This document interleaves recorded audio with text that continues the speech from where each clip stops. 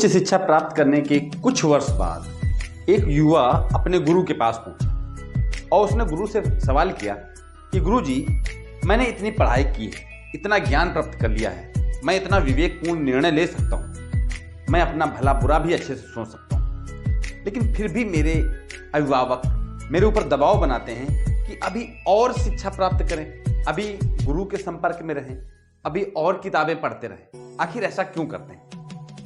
गुरु ने एक पल के लिए मौन रखा और सोचा कि इसको मौखिक जवाब न दिया जाए। उन्होंने एक हथौड़ी उठाई और जमीन पर गड़े हुए एक खूंटे को एक बार प्रहार से ठोका और उसके बाद कुछ नहीं बोले। वो युवा अनमने ढंग से सोचता हुआ अपने घर चला गया कि शायद गुरुजी कुछ और बताना चाहते हों और वो किसी अगले दिन बताएंगे। अगले दिन फिर से वो गुरुजी के पास पहुंचा और फिर से वही सवाल दोहराया कि आखिर मुझे अब गुरु के संपर्क में या किताबों के संपर्क में क्यों रहना चाहिए। गुरुजी ने फिर से वही हथौड़ा उठाया और उसी खूंटे में एक प्रहार और कर दिया। अब इस बार युवा थोड़ा अटपटा सोचते हुए अपने घर चला गया। फिर भी उसको लगा शायद गुरुजी का मौन व्रत चल रहा हो, इस वजह से वो बोल के कुछ नहीं बताना चाह रहे।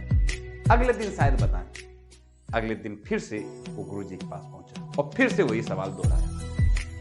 गुरुजी ने फिर से हथौड़ा उठाया और फिर से खूंटे में एक प्रहार कर दिया। बोले कुछ नहीं। इस बार वो युवा थोड़ा भड़क गया और गुस्से में आकर गुरुजी से पूछा, मैं आपसे रोज एक सवाल पूछ रहा हूं, आप हथौड़े से खूंटे में मार देते हैं, इससे मेरा कोई जवाब तो मिल नहीं रहा।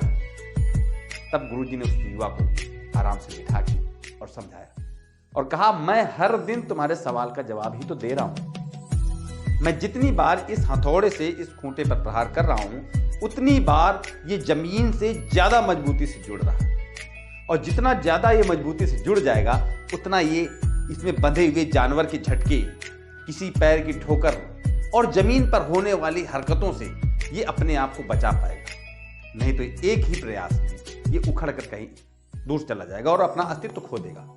इसी तरीके से समाज के तीखे सवालों के जवाब या तो गुरु दे सकता है या तो अच्छी पुस्तकें दे सकता है। अगर इनके संपर्क में बने रहे तो आपको जीवन में कभी परेशानी का सामना नहीं करना पड़ेगा। अब उस युवा के समझ में आ गया कि क्यों उसके अभिभावक, उसके माता पिता अच्छे गुरु और अच्छी किताबों के संपर्क में बने रहने के लिए कह रहे थे। अगर ये कहानी, ये वीडियो आपको अच्छा लगे तो अपने दोस्तों के साथ शेयर जरूर करिए। नमस्कार।